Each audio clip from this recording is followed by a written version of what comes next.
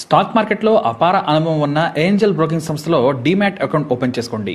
కేవలం 5 నిమిషాల్లో మీకు డీమ్యాట్ అకౌంట్ ఓపెన్ అయిపోతుంది. Zero cost. మీరు ₹1 కూడా పే చేయని అవసరం లేదు. కేవలం మీ దగ్గర ఉండవలసింది మీ PAN card, Aadhaar card, bank account. ఈ వీడియో కింద ఉన్న లింక్ క్లిక్ చేస్తే కేవలం 5 నిమిషాల్లోపే డీమ్యాట్ అకౌంట్ ఓపెన్ చేసి ట్రేడింగ్ కూడా స్టార్ట్ చేసేయచ్చు.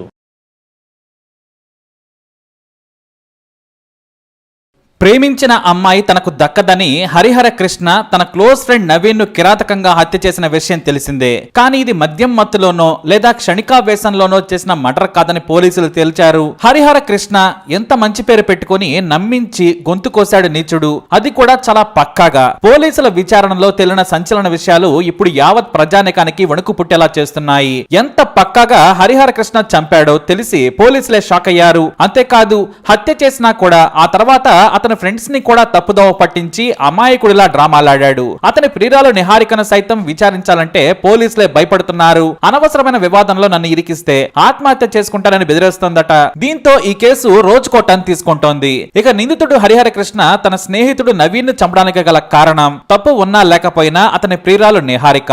హరిహర కృష్ణ, నవీన్ ఇద్దరు ఐడియల్ కాలేజీలో ఇంటర్ చదివారు. అప్పుడే నవీన్ కు నిహారిక పరిచయం అయింది. ఇద్దరు ప్రేమించుకున్నారు. నవీన్, హరిహర కృష్ణ ఫ్రెండ్స్ కావడంతో తన లవర్ అయిన నిహారికను హరికి పరిచయం చేశాడు నవీన్. ఆమె కూడా హరితో మాట్లాడేది. నవీన్, నిహారిక డీప్ గా లవ్ చేసుకున్నారు. అయితే ఇంజనీరింగ్ కోసం నల్గొండకు వెళ్లిపోయాడు నవీన్. తన చదువులో తాను మునిగిపోయాడు. గర్ల్ ఫ్రెండ్ నిహారికను పట్టించుకోలేదు, ఆమెను వదిలేశాడు. ఈ విషయం తెలిసిన హరి ఆమెకు మెసేజ్లు పెట్టి దగ్గరయ్యాడు. నిహారిక కూడా హరిని ఇష్టపడింది. ఇద్దరు దగ్గరయ్యారని నవీన్ కు తెలియగానే తన మాజీ ప్రియురాలకి మళ్లీ టచ్ లోకి వెళ్లాడు. మెసేజ్లు పంపుతూ కాల్స్ చేయడం స్టార్ట్ చేశాడు. దీంతో హరికి ఈ విషయం తెలిసి కోపం వచ్చింది.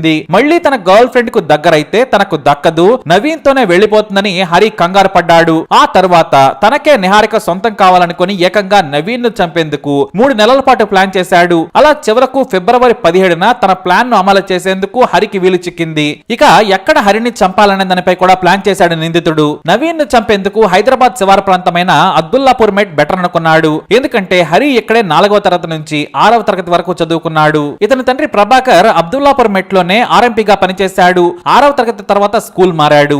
అయితే ఇక్కడ జనసంచారం తక్కువగా ఉంటుందని హరికి తెలుసు. పైగా ప్రతి దారిలో కూడా చాలా సార్లు స్నేహితులతో ప్రయాణించాడు. అందుకోసం హత్య చేసేందుకు జనసంచారం లేని ఏరియా అయిన అబ్దుల్లాపూర్ మెట్ లోని లొకేషన్ ను సెలెక్ట్ చేసుకున్నాడు. ఇక ఫిబ్రవరి 17, 2023న గెట్ టుగెదర్ పార్టీ చేసుకుందామని నవీన్ కు ఫోన్ చేసి హైదరాబాద్ రమ్మని చెప్పాడు. పగటిపూటే నవీన్ వచ్చిన పార్టీకి తీసుకెళ్లకుండా చీకటి పడే వరకు ఎల్బీ నగర్ తో పాటు ఇతర ప్రాంతాల్లో తిప్పి టైం పాస్ చేశాడు. కానీ నవీన్ మాత్రం మళ్లీ తన హాస్టల్ కు వెళ్లాలని నిర్ణయించుకున్నాడు. తన స్నేహితుడికి ఫోన్ చేసి భోజనం తీసి పెట్టమని చెప్పాడు. సాయంత్రం కావడంతో నేను వెళతాను, బస్ లో వెళ్తాను, బస్ స్టాప్ లో దించమని కోరగా హరి వద్దన్నాడు. నేను నిన్ను నల్గొండలో దింపి వస్తానని చెప్పాడు. దీంతో సరేనన్నాడు నవీన్. ఇది కూడా ప్లాన్ లో భాగమే. సరిగ్గా సిటీ దాటిన తర్వాత మద్యం కొన్నాడు హరి. తాను ఎంచుకున్న ప్రాంతానికి తీసుకెళ్లి తాగుదామన్నాడు. అక్కడ ఇద్దరు కలిసి మద్యం తాగారు. ఇక తన ప్లాన్ ను అమలు చేశాడు హరి. వెంటనే చీకట్లో అప్పటికే తన బైక్ లో దాచిపెట్టుకున్న కత్తిని తీసుకుని దారుణంగా చీకట్లో వెనుక నుంచి వచ్చి నవీన్ మెడపై పొడిచాడు.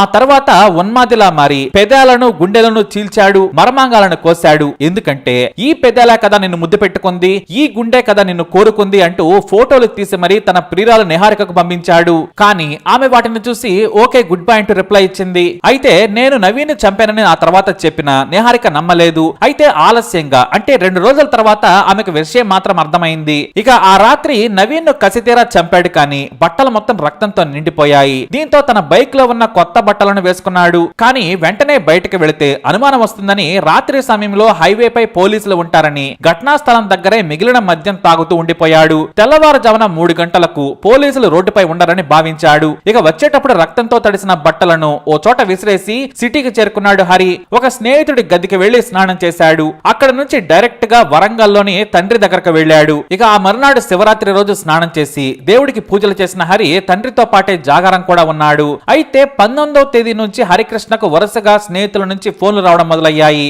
నవీన్ కనిపించడం లేదు, నీ దగ్గరకు వచ్చాడట కదా, వెళ్లేటప్పుడు నాకు చేశాడని నల్గొండ నుంచి నవీన్ ఫ్రెండ్ కాల్ చేస్తే వచ్చాడు. కానీ గంజాయి కావాలన్నాడు. ఎవరికో 10,000 ఇచ్చాడట, నేను వెళ్తానని చెప్పాడు. ఇక డ్రగ్స్ కావాలా అంటే నేను వద్దన్నాను. అందుకు నన్ను తిట్టి వెళ్లిపోయాడు. నేను అబ్దుల్లాపూర్ మెట్ దగ్గర దించానని చెప్పాడు. అయితే నువ్వు అక్కడెందుకు దించావు, నల్గొండకు బస్సులు ఉండవు కదా, బస్ స్టాండ్ లో బస్ ఎక్కి ఆలోచించిస్తే సరిపోయేదని నవీన్ ఫ్రెండ్ ఆందోళన వ్యక్తం చేశాడు. ఇటు నవీన్ ఫ్రెండ్ అతని గర్ల్ ఫ్రెండ్ నిహారికకు కాల్ చేస్తే నాకు తెలియదు, నేను కాల్ చేస్తే స్విచ్ ఆఫ్ అని వస్తుందని ఆమె నాటకాలాడింది. అందరూ కాల్ చేస్తున్నా ఆమె పోలీసులకు మాత్రం సమాచారం ఇవ్వలేదు. ఇక మరోవైపు నవీన్ ఫ్రెండ్స్ అతని తండ్రి శంకరయ్యకు కాల్ చేశారు. 2 రోజుల నుంచి నవీన్ కాలేజీకి రావడం లేదు, ఫోన్ కలవడం లేదని చెప్పారు. దీంతో షాక్ అయిన శంకరయ్య అందరినీ కనుక్కొని నార్కట్పల్లి పోలీస్ స్టేషన్ లో ఫిర్యాదు చేశాడు. అయితే హరి ఫోన్ కు కాల్స్ వస్తూ ఉండడంతో తండ్రి ముభావంగా ఉన్న హరిని ఏమైందని అడిగాడు. ఏమీ లేదని తనకు పని ఉందని చెప్పి హైదరాబాద్ ముషారాంబాగ్ లోని తన అక్క ఇంటికి వచ్చాడు. అయితే 2 రోజులు అక్కడే ఉన్న ఫోన్ స్విచ్ ఆఫ్ పెట్టుకున్నాడు. ఫిబ్రవరి 23న